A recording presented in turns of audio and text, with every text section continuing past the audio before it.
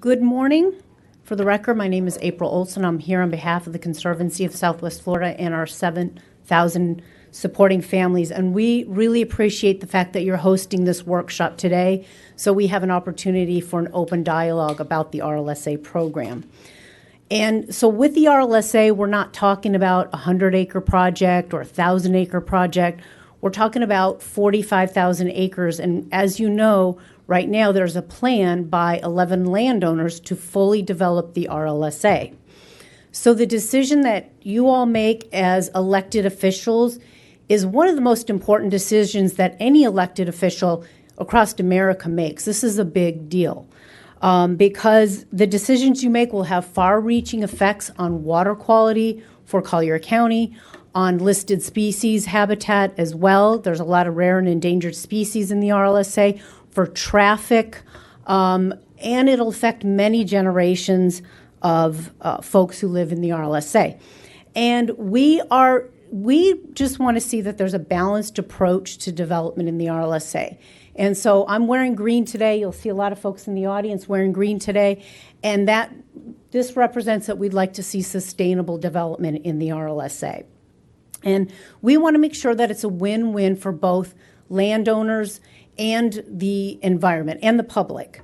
And through extensive research and from also hiring outside experts, we know that right now there's a major imbalance in the program. The way the program is set up right now, the landowners are reaping financial benefits, but the public is not seeing those benefits. And unfortunately, the recommendations that have come forward with the white paper and the 5-year review are not going to fix this imbalance. But we are still in a review period, so that's the good news, that this imbalance can be corrected. Why are we so adamant that the program needs to be fixed now? Well, the reason why is because, according to staff, there's 226,000 credits that are already pending or approved, that are in that pipeline. That equates to 37 Rivergrass villages that are already in the pipeline. So that means the program's already 37 out of 45ths of the way there to that 45,000 acre cap. And the county also should determine what they're going to tell the other landowners that are also in the open areas. You can see all the pink fuchsia areas. Those are outside of 45,000 acres worth of development. What is the county going to tell those people when they see all the towns and villages coming forward? They're going to want their shiny brand new towns and village too.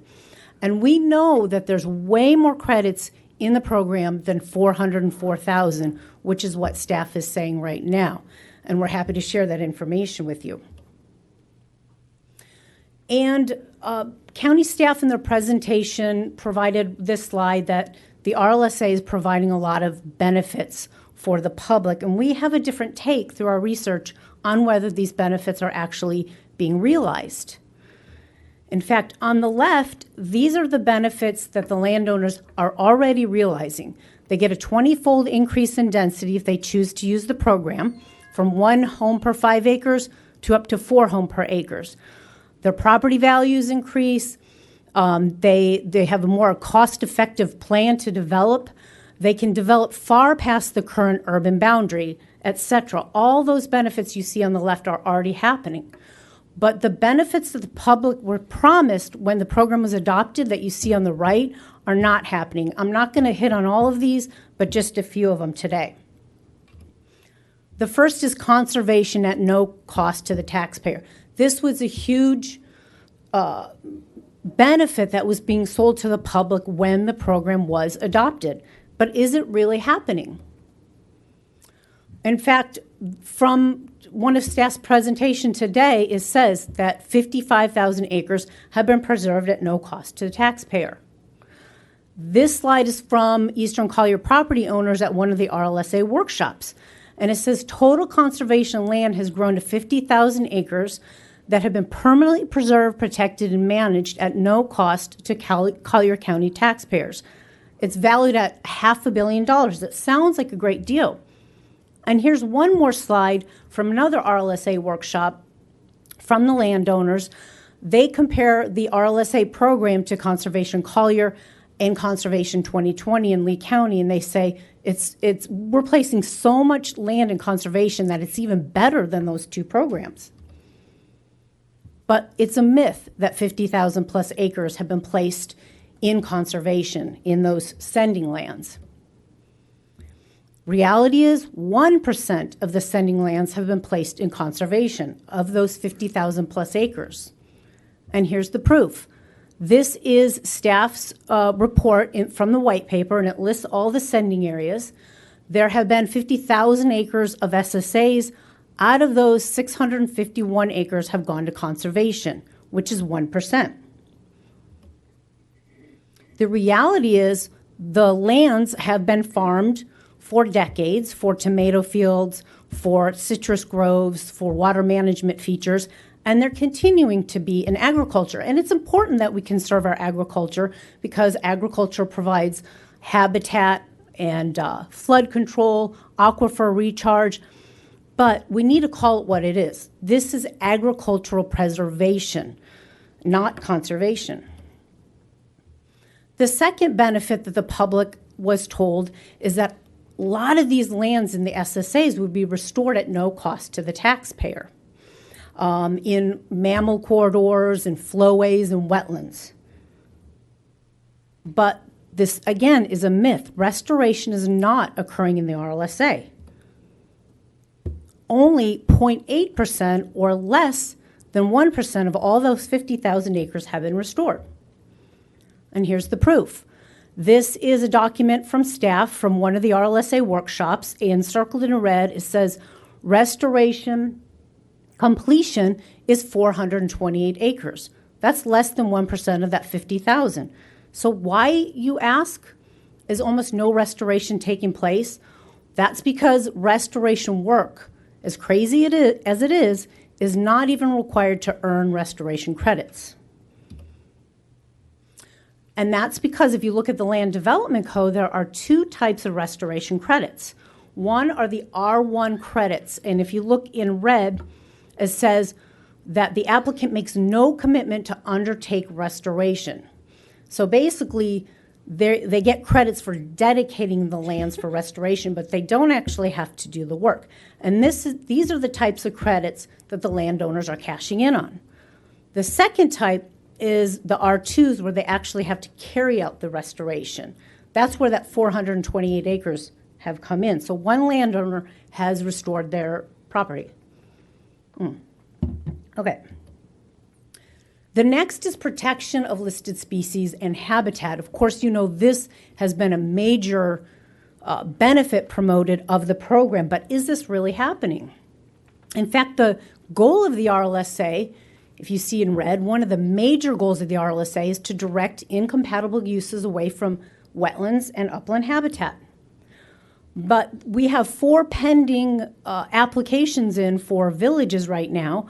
And if you look at the pink area, that's the primary zone area. That's the area where scientists say panthers can't lose any more of that habitat for the species survival and recovery.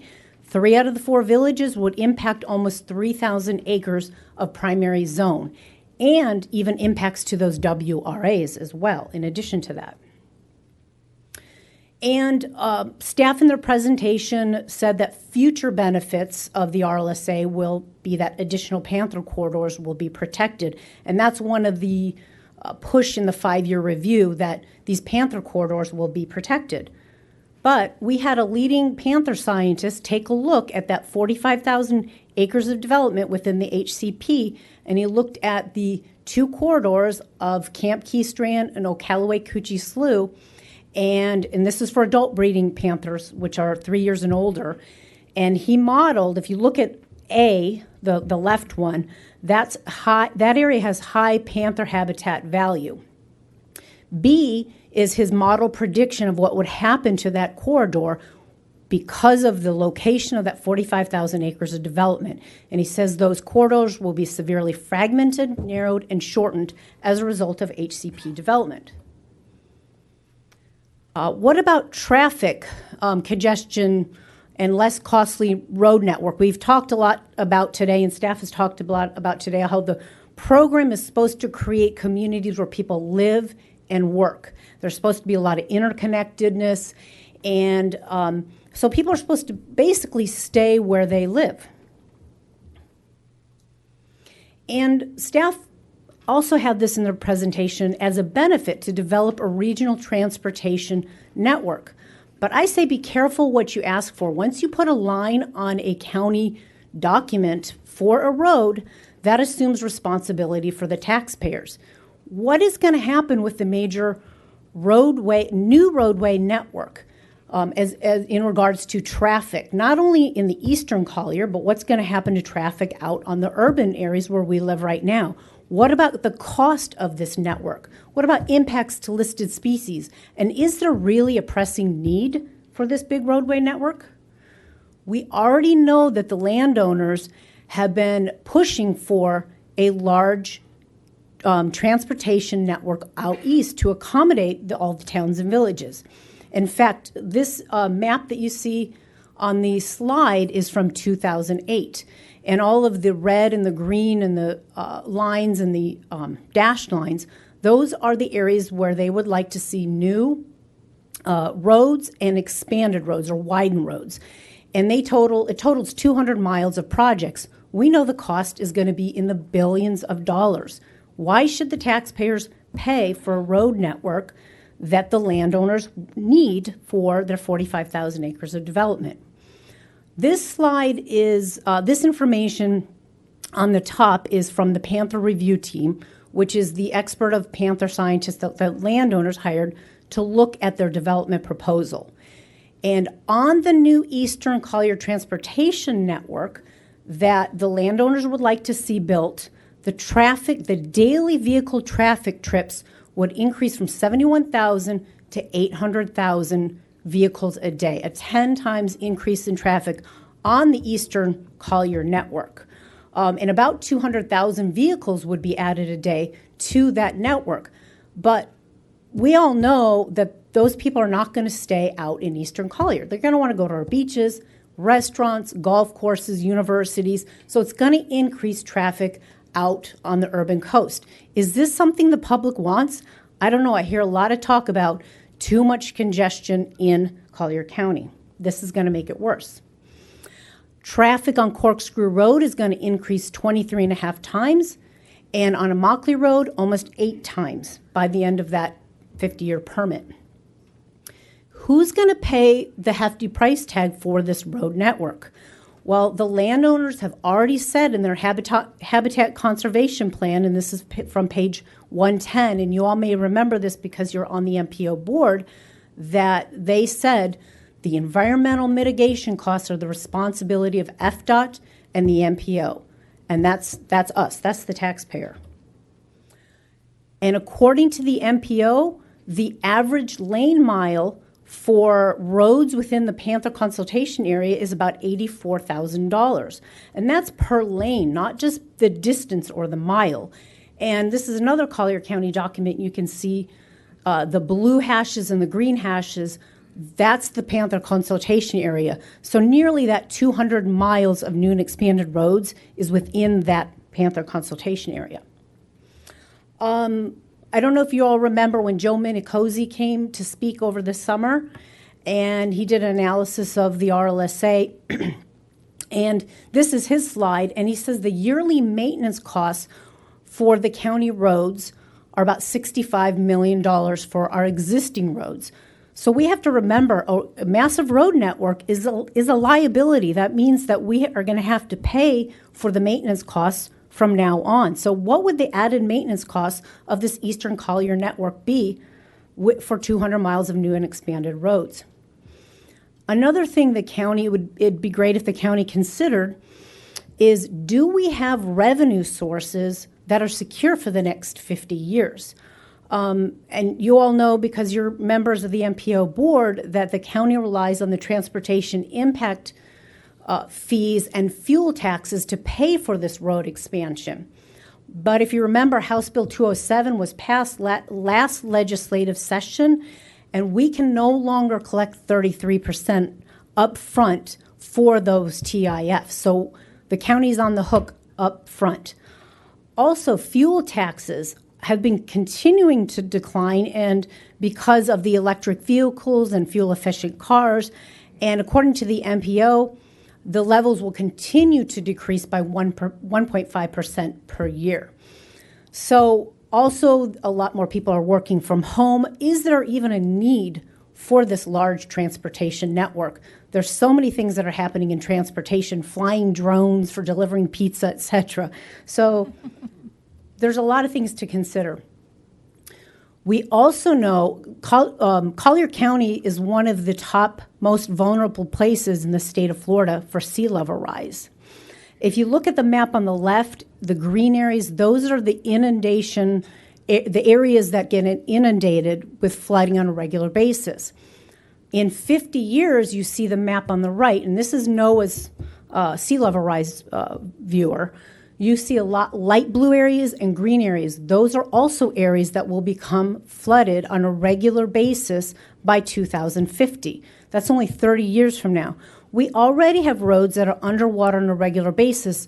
The county should consider do we need to raise roads on the coast? What do we need to do before we start building a massive road network that really would benefit just those 11 landowners who want to build that 45,000 acres worth of development? And as you probably remember, Dr. Sheng and Dr. Savarese are working on their web-based tool for Collier County called Accune. And that's going to show you the areas that are vulnerable to sea level rise, basically our county roads and the county infrastructure. So at the very least, the county should probably wait and to see what existing infrastructure and roads are vulnerable and what those costs are going to be. And what do the experts say about the road network, that 200-mile roadway network that the landowners would like to see built in regard to listed species impacts? Well, one of the biggest reasons why wildlife is killed is because of vehicle strikes. And Dr. Reed Noss, who is a nationally renowned expert on habitat conservation plans. In fact, he's written a lot of the rules of HCPs for Arizona, for California, and he's written 8 books on the subject. And he says that this road network will be a grave danger, not only to the panther, but to all the other endangered and listed species. And he said, basically, it's egregious and not typical at all that the road network is not part of this habitat conservation plan. And we talked a little bit about Big Cypress Parkway, and I know Trinity had mentioned the cost was $50 million, but I looked in the MPO's addended LRTP, and there's 3 segments that add up to $111 million. This road, the landowners heavily lobbied to get this road into the LRTP, but is there really a need for this road without the villages and without their development plan? Well, if you look at Rivergrass, which is in pink, Rivergrass has access to Oil Well Road. If you look at the other 2 village proposals, they're kind of floating out there. They have no direct access to a road. So who will Big Cypress really benefit? Is it going to be the people or is it going to be the villages? And people that live in Golden Gate Estates, why would they be driving east when there's no development out there? And I understand that some staff have mentioned that there is a need for another interchange, and that's why they would like to have Big Cypress Parkway. And that would be for emergencies and as a hurricane evacuation route. But Everglades Boulevard, right up the street, has a gate that can be opened during emergencies. And there's a Florida statute, 252, that says that the state of Florida has to make available all facilities to local governments during emergencies, as long as a local government contacts them. So there is not a need for that interchange in regard to emergency situations. Lastly, housing for all abilities and incomes is another benefit that we're not seeing coming to fruition for the public. And the reason, according to staff in one of their reports, the Collier County average of single-family to multifamily homes is 50% single-family, 45% multifamily. That extra 5% is for mobile homes. But if we look at the 4 proposals for villages, you can see that their ratio of single-family to multifamily is very minuscule on the multifamily part. So I agree, we need to have stronger language for in regard to housing ratios and affordable housing. So what are our solutions to tip the scale back to equilibrium so that not only the landowners but the public are seeing these benefits that we were told when the program was adopted? The first thing is to remove development out of primary panther habitat. Get to that goal of the RLSA. On the left is the current overlay for the RLSA, and the pink areas is where development can go.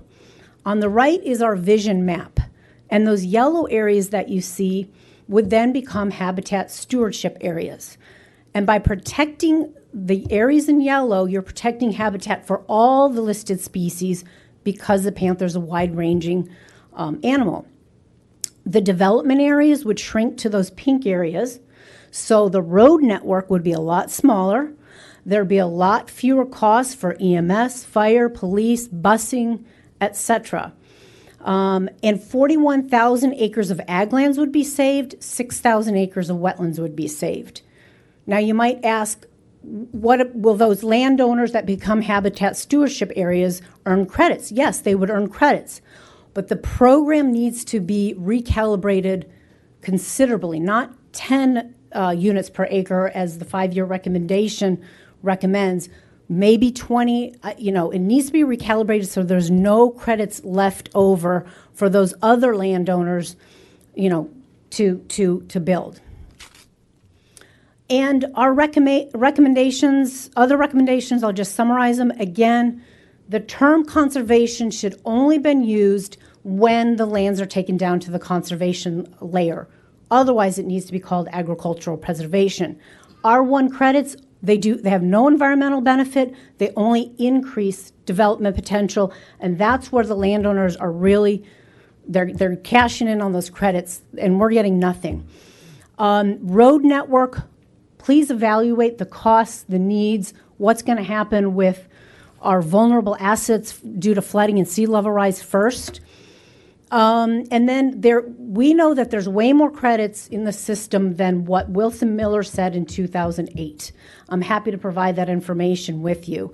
So we think that SSAs, there should be a hold on them until the actual development potential of the RLSA is understood and the number of credits are understood. And what happens to those landowners outside of the HCP? What is the county going to tell them when they want to build new towns and villages?